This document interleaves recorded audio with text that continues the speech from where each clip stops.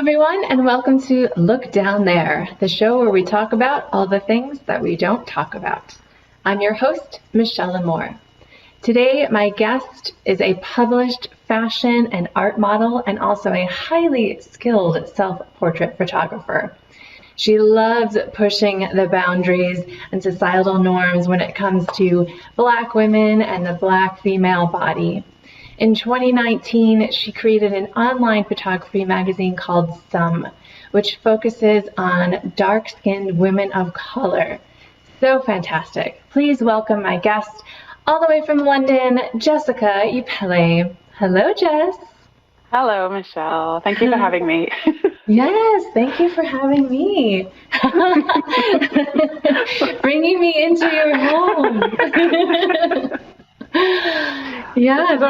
This will be my second ever video interview. So forgive me if I'm sure there's going to be little quirks and awkwardness here and there, but you know what? This year is all about grace. So whatever you need, it's fine. We're all trying to figure it out. It's okay. Yeah. Awesome. So I have to say, after looking through all of your feeds and all of your photos, I got a little obsessed. So tell me how you became you. How did you get to this position here?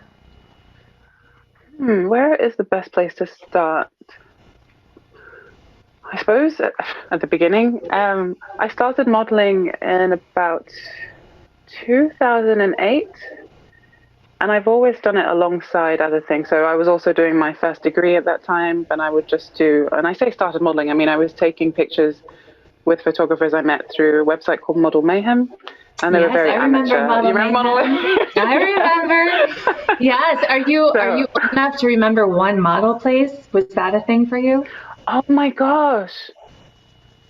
That's just hit me. What? Yes, I do remember that, and I hadn't all this time. I hadn't remembered it. Oh my gosh. Yes. Yeah. What were you getting your degree in? My first degree was translating and interpreting European languages, and my second degree was European politics. So I wanted to be an interpreter with the UN or the European Commission, something like that, and I'm not doing anything like that anymore. I do still really love languages though. So I like that with modeling. I can travel. Well, prior to pandemic, I could travel and try and practice my languages. And I was going to France and Spain quite a lot. I kind of segued. So I started in 2008 while I was doing my degree and finished my degree and started taking it a lot more seriously. Tried to get signed. Took me a long time. I really struggled getting commercial work. I finally did get signed to an agency in London.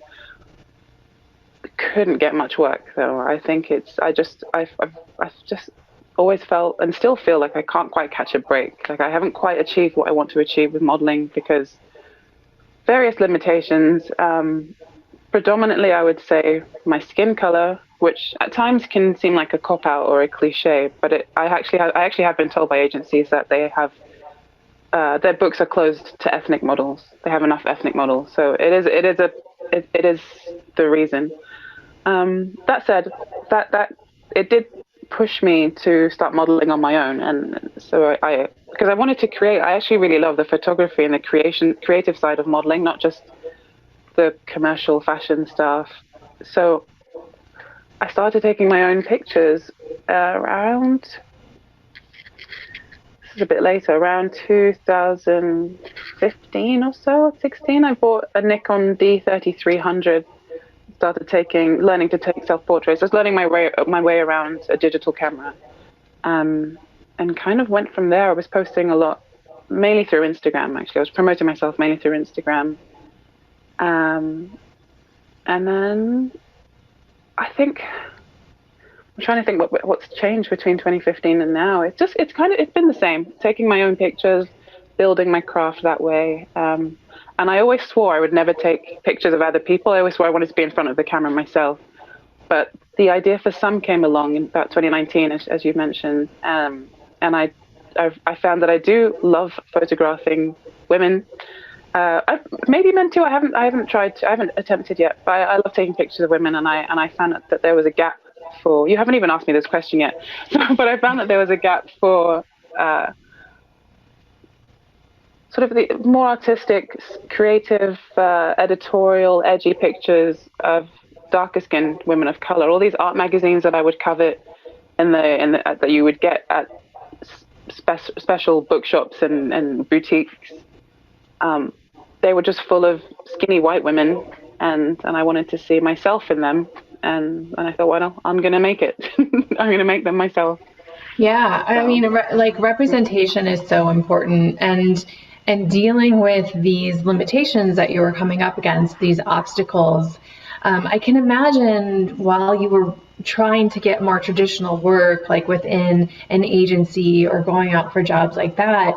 I mean, how did that affect your self-esteem and confidence? Oh my gosh, it I think all the rejection that I face in modeling, it had and it still continues to have a huge effect on me, a huge negative effect.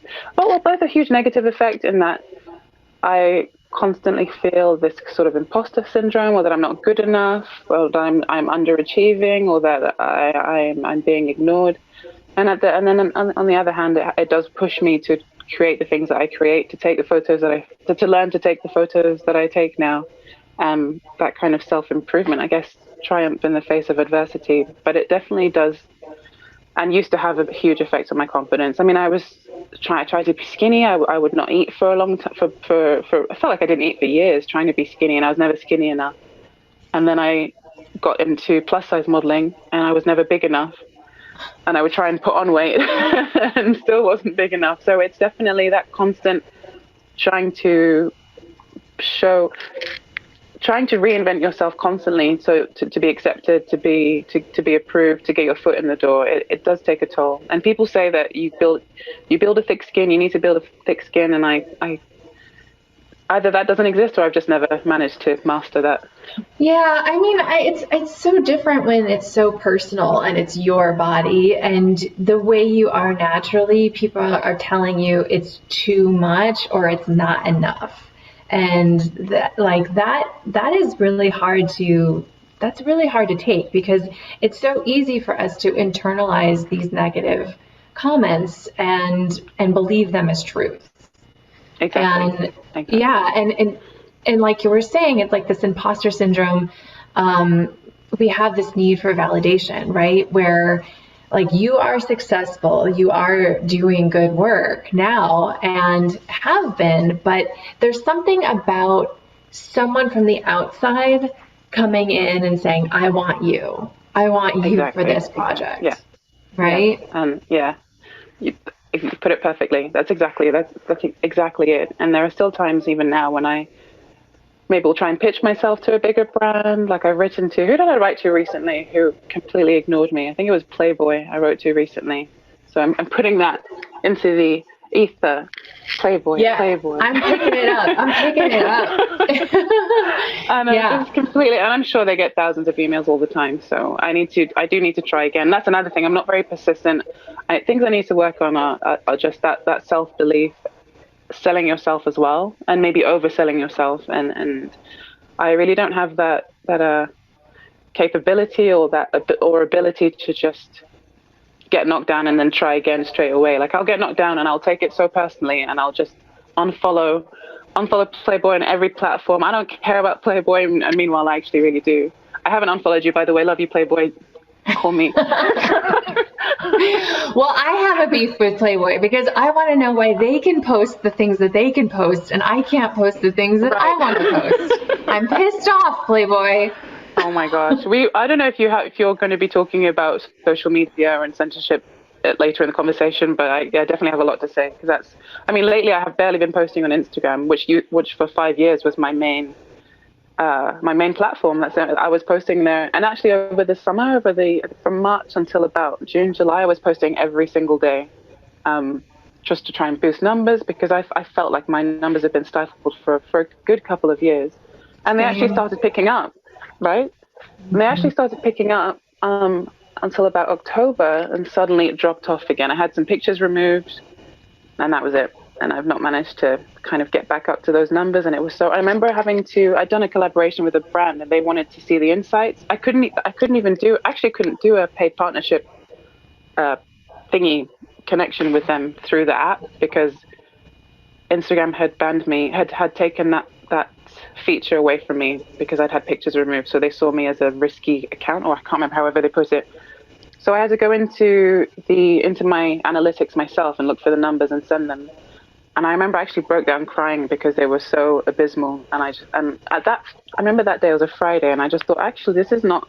I need to stop caring so much about this. And I Right. just was like, I'm just gonna put it away. I've uninstalled it from most of my devices. It's only now on my iPad, which I barely ever check, and just for my peace of mind. And it does. And I don't miss posting. I do miss the interactions and the kind of and the inspiration and the people that I can meet, because I've met a lot of incredible creatives through it.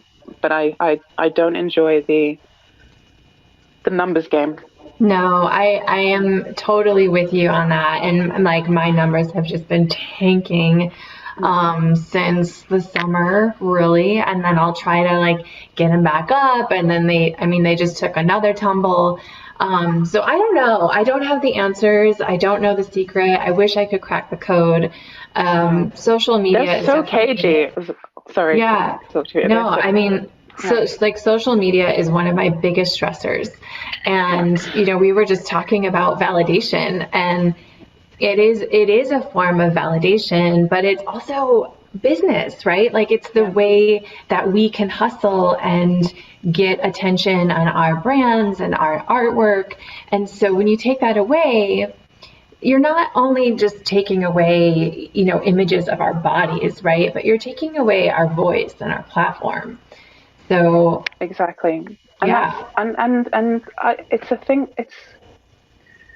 This is such an obvious point to me, such a clear point, and it should be to them because they know that people use their platform for business, and in fact they're trying to capitalize on that more and more. So you would think there would be some sort of oversight, some sort of I don't even know what you would call it, but this kind of communication pathway whereby if your account does get flagged for something, or if they pull it down, you can talk to someone and try and have it reinstated, try and have whatever is blocking it removed, because it is a lot of people's livelihood. And I've noticed now that I'll sometimes miss messages from people. Like I think you had to write to me twice because I check it so infrequently now because checking it affects me so negatively. But then you miss things, and people do. It is a main form of communication, a primary form of communication, first port of call for a lot of people. So yeah, yeah, it is yeah, a big stressor. Stressor is yeah. a good way to put it. Yeah, I definitely need to really reframe my relationship with social media and Yeah. what it means to me. And I've definitely stepped back a lot from it. And I know all the rage now is TikTok, and I'm like, dear God, please don't make me join TikTok. Please don't. Uh, I don't. I actually did finally join very quietly. I barely mentioned. I haven't. I don't think I've publicly mentioned it. But people like, yeah. I've seen people joining it. People saying join. You're gonna get to 200,000 followers within like a few minutes. No, I'm still on like 14. I've just thought, okay, forget it. I haven't posted in like 3 months. But our mutual friend Jezebel Thunder, she's crazy on TikTok, and she does it so well. She's just I don't get it. I Yeah. remember us having conversations. She'd be like, "How do you do the Instagram thing? Your Instagram looks so good," and I'd be like, "Yours looks so good." And now she's doing the whole TikTok thing. I don't know where she gets the energy. Yeah. Well, I mean, you're still doing good work, and Thank you. you did move into self portraits, and I actually didn't know that you were taking photos of others as well. But I'd love to talk more about how your self portraits changed your self image and your body confidence. Great question. I feel it's funny. I've been modeling nude for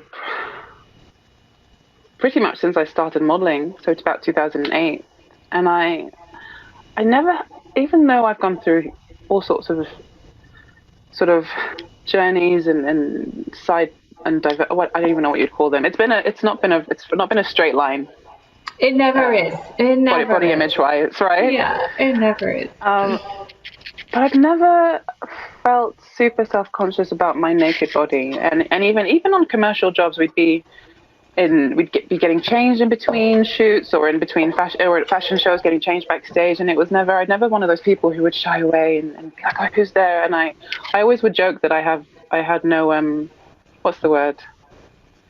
Oh, I've lost the word Shame? now. Not dignity, no shame. That was it. Yeah, I would always say I have no shame, but it was.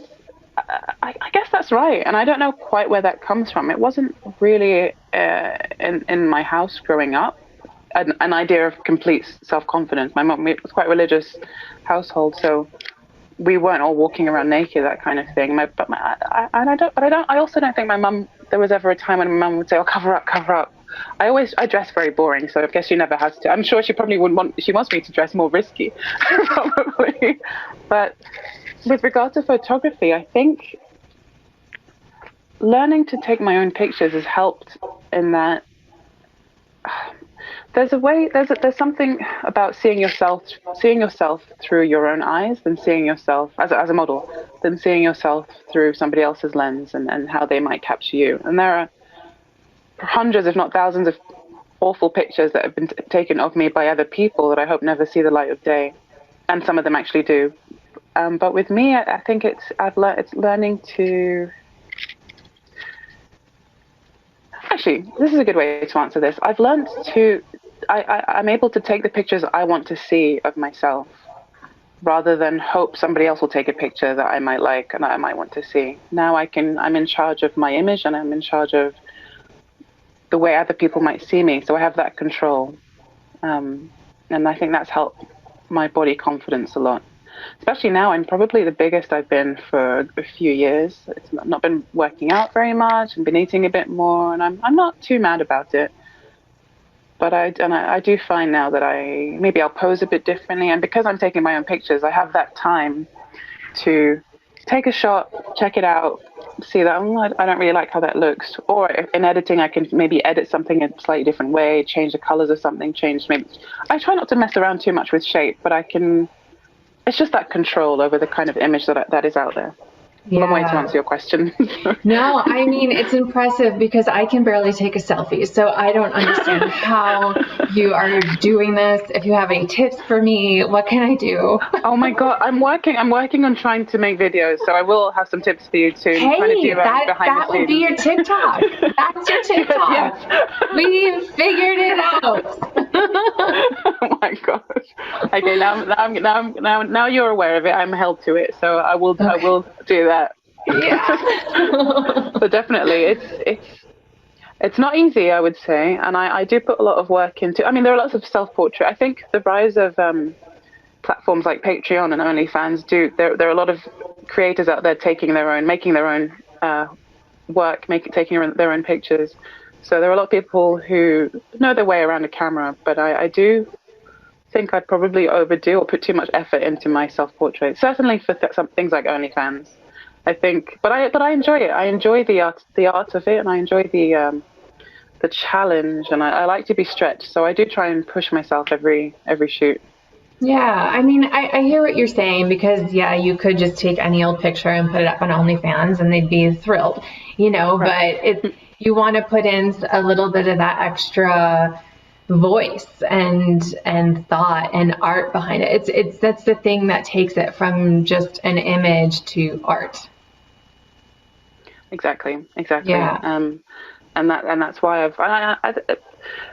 thinking of that, I kind of hesitated when I said that word art before because it always feels a bit pretentious to call myself an artist, or even in my Instagram bio it says art model, and I'm like, what's the difference? But I wanted to make that make that sort of I wanted to distinguish between a commercial model and which I had done as well, which I do a fashion model, commercial model, and art, and someone who models for the art of it, for the photography of it, the creativity of it, rather than a straight fashion model. Right. And you're taking on the role of muse and inspiring others, but also being amused and inspiring yourself, which is so fantastic. Exactly. Yeah. Yeah.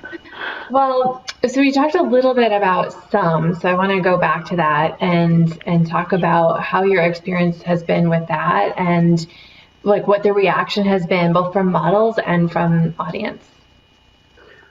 The reaction to some has been astounding to me, which sounds very self-deprecating, but I'm always amazed when that anyone sees my work and connects with it in any way, and the fact that people will pay for my work as well is amazing to me. So straight off the bat, some was there was a lot of interest, and I'm not doing it expecting to make thousands and millions from it. I do it for the love of it, um, and and the response and people, they respect it, they see the vision, and they also see they get what it's about, and they get the art of it as well. It's just been amazing to me. There's so much support, if not monetarily, then just socially, so much support for it. And there are people who, I think I'm on issue 7 at the moment, or that's the last one that came out. I wanted to be making issue 8 by now, but with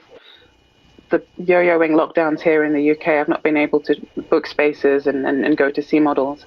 So it's on hold, I guess, for a little while. But from issue 1 to issue 7, it's just been fantastic. And I'm one of those people who, I've always hated proofreading. I remember at uni, I would barely read over my essays because I just hate, I hate listening to my voice. I hate watching myself in video. I don't know what kind of model I am. But, you speak in poses, darling. Yeah. Exactly. Thank you. Picture tells 1,000 words, so why do I need to say anything? Exactly. Just hold up a picture of your butt and be like, this is what I have to say. Exactly. But I did take a look back as I was trying to put together a kind of retrospective, and I saw how far it had come, and I think I really came into my own with issues 6 and 7 last year. So I think there were only 2 issues last year. So last year, I started in 2019, and in 2020 it did really come into its own. I also learned my way around Adobe InDesign, which had been recommended to me. And before that, I was just compiling pages in Photoshop, and it was really clunky. And then the magazine came out all sorts of different sizes. Each page was different. I don't know, but people bought it and didn't say anything. I'm like, guys, you. But it's kind of, I found my footing with it last year, and really excited for it moving forward. Whenever we're allowed to book spaces again, I'm going to get shooting. And I know you mentioned you didn't realize that I shoot all the pictures for it. So I do at the moment shoot everything for it, just because I haven't quite, because it's just me in my mini office / bedroom. I don't know my way around things like licensing for images other people have taken of other people, and then ID forms, and then the forms in the States are different to the UK. So I need to sit and work my way around that before I can have other people contributing, which I would like. I mean, that's what I want eventually, because at the moment it is just me, and it does feel a bit bare bones. So yeah. That's always the thing. It kind of just defaults to, well, I'll just do everything. Exactly. Yeah. Like, oh God, the hustle is so real. Seriously. And there are times when I'm putting it together, and I have all the time to put it together because it is just me, but I'll still find myself doing all-nighters for 2 weeks solid, trying to pull everything together. And I'm like, why have I done this? This is a stupid project. Why is what is the point? And I suck. And why did I do this? And it's just me. Nobody wants, why? Yeah, that's what I call a doubtful devil. And yeah, it's a beast, it's a monster. But oh my God. I'll tell you, you were worried about using the word artist, but everything you just said is artist. That's what it means to be an artist. Is to be, I don't know, should I do this? Do people like, what's the point? You're nailing it. Okay, I've got that part down. Yeah. But thank you for asking. It's something like I said, I don't often. It's my second ever interview, and I don't often get to talk about it, or I don't often get interviewed or asked about it. So it's great to it's great for me even to just kind of take a step back, and as I'm talking, I'm assessing what I've done. So it's thanks. Yeah, absolutely. And I'm happy to have you. So what is a goal that you have for yourself? I mean, maybe for some and maybe for dark skinned women of color in the years to come. What would you love to see? Like, what is your dream? It's kind of a big What? question. No Yeah, pressure. it is. What is my dream? At the moment, I would like to see some in print. At the moment, it's just in PDF form. So I'd like to see it in print. I'd like to have gallery showings of work. So I'm also trying to get my head. There are a lot of headspaces I'm trying to get into, and I'm very scattered at the moment. But I would like to do a project, perhaps parallel to some, but an ongoing, something with a theme. One of my favorite artists, creators, photographers, Cohen Prescott, has a few ongoing, I suppose, photography. What would you call them? Photography. Let's say projects. Let's say themes. And that's something I really admire. So he shoots all over the place, and each one will tie in to one of these themes. Like he has in the jungle is one, and he has We Were Wanderers, which is one that he shoots with his partner Nicole, where they're traveling. They travel all over the world, taking pictures in nature, and uh, I think that's something I would like to do once my photography builds up a bit more. As in, I have a little bit more confidence behind the camera, and I kind of know more about cameras technically as well. Because at the moment I have trained myself to shoot manual, but that's about as far as my uh, photography expertise goes. So I wouldn't know. I don't know really how to shoot. So for example, in studios or things about lighting, I kind of just adjust my settings, point and shoot. So I think the main goals would be seeing some in print, but maybe that's in a few years' time. Um, Doing more photography projects, learning more about my camera, and then taking on more photography projects, like ongoing projects. So I guess it's not nothing too daring, I suppose. But I it's like to all keep. it's all important. It's It's all all important important. work. It's all Yes. important, and it's all hopefully realistic as well. Because I mean, I would like to see myself in Playboy, and I would like a Jean Paul Couture to book me for a campaign, of course, but slightly more realistically, and I mean, as in slight something I can control myself. Would be the photography, and for some magazine to Yes. build up a little bit more. All right. Well, I'm rooting for you on all those things, Playboy especially. Thank you. I mean, they really have their magazines really changed over the years, and I'm really proud of the direction that they're going. And it's been good to see different kinds of bodies in there.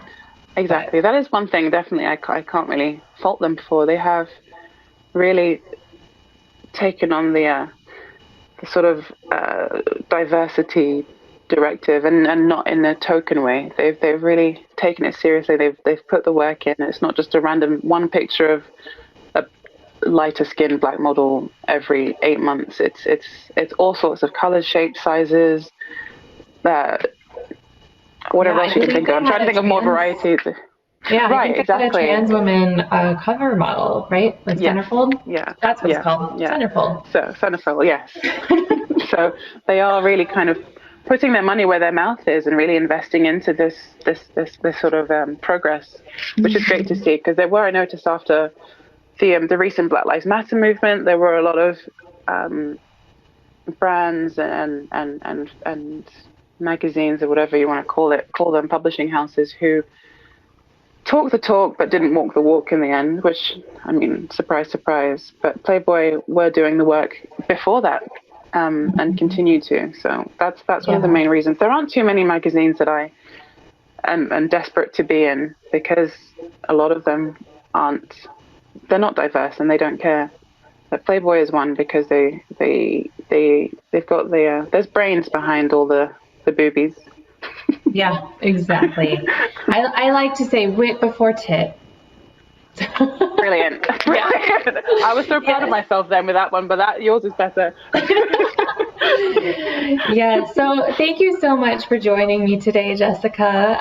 Where can people go to follow you, support you, and your magazine and all the things you're up to? Gosh, I knew you were going to ask me this question, and I'm already okay. So the main place would be my website, www.sayhellojess.com. And all my links are there, so you can find me on there. But Instagram, I'm still on. I'm begrudgingly on Instagram. I'm on TikTok, but don't tell anybody. Twitter, and it's all Say Hello. Actually, sorry, Instagram and Twitter, Say Hello Jess _ because Say Hello Jess was taken by dead accounts. I Anyway, hate that. Look Down There was taken by a dead account as well, which is why I have to do I Look Down There. So whatever. It still works, but it still yeah. works.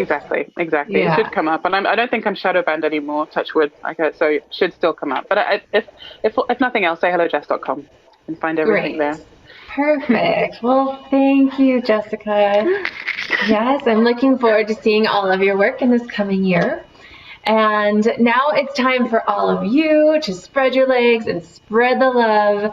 Like us, share us, subscribe, follow. Follow us at I Look Down There on Instagram, or you can follow me at Michelle Amore. And don't forget, I have a show coming out on February 13th called Uncensored. So make sure you get tickets to that at michelleamore.com. Thank you all for joining us, and a friendly reminder for you to grab a mirror and look down there.